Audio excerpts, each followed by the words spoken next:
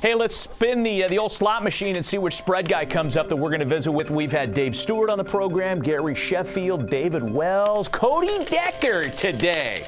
Look at that good-looking lad. And there he is in podcast land in the Valley in the warmth of Southern California on a Monday. Cody, how you doing, man?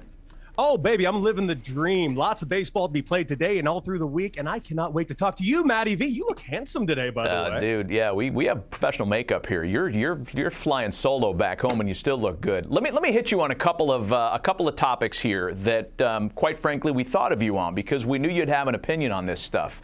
So Charlie Blackmon of the Rockies has become the first Major League Baseball player to carve out a sportsbook endorsement deal. It certainly made news. A lot of people don't care. A lot of people have thoughts. As an ex-player, is this the first of many for you, and what's your take? It's absolutely going to be the first of many, whether you like it or not. My problem is conflating it with the past, because this is something that the game and all sports are going in that direction. Deals with sports books, making light of the situations, making the game a little bit more effective and honestly more fun for viewers to kind of get in on the action. I think it's just the beginning of something bigger and something more interesting going forward. And honestly, it opens the game to so many more opportunities, especially for fans. I also know that you have very strong thoughts on things like the unwritten rules, and I think fans that are meeting you for the first time here can guess what you think about that based on your last comments on Charlie's endorsement deal. So the Giants add on Friday, a bunch of late runs. They didn't take the foot off the gas pedal against Washington. Same thing with the Cubs over the weekend. You had a perfect game bid by Shohei Ohtani against which an Astro player tried to bunt into. Your thoughts on the unwritten rules and where we are in 2022?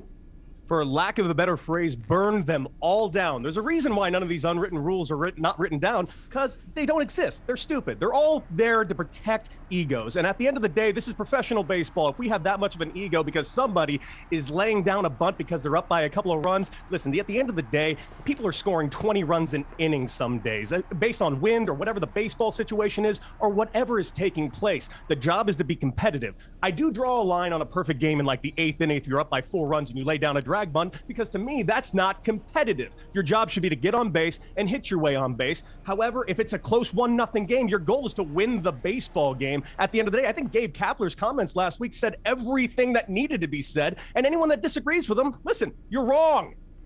Yeah. All right. Hey, man, a lot of people agree with you on that stuff. Let me get you to the schedule tonight because unlike a lot of pundits in this world, you actually put your money where your mouth is, and you play a lot of this stuff. What do you like on the short 7-game schedule tonight?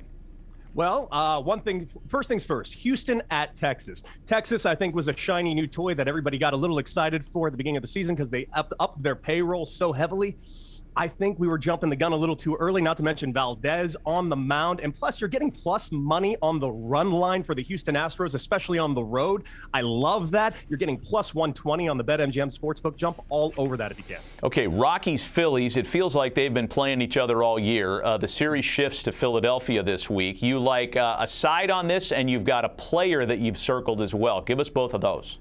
Well, first things first, I wanted to stay away from the run line or the money line. This is kind of an in-between game. I don't really know what we're going to get out of Philly going forward right now. They're kind of laying in the weeds. And the Colorado Rockies went off to a barrage to start the year, but I also think they're a little bit of pretenders myself.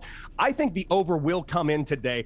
8.5 minus 115. Jump all over that while you can, including the fact, listen, I've been not quiet on everywhere I go. Do not bet on home run props. It's a waste. It's a sucker bet. Anyone that tells you to bet on a home run prop is stupid and lying to you. CJ Cron plus 475. He's homering tonight. You take it. Take it. My man CJ's going yard. That's a pretty nice little piece of plus money for a guy that's got 6 long balls already this year. I'll get behind that for you. Hey, let me ask you this, too, kind of related to your experience playing in and out of altitude in places like Colorado Springs, Albuquerque, wherever you played in altitude.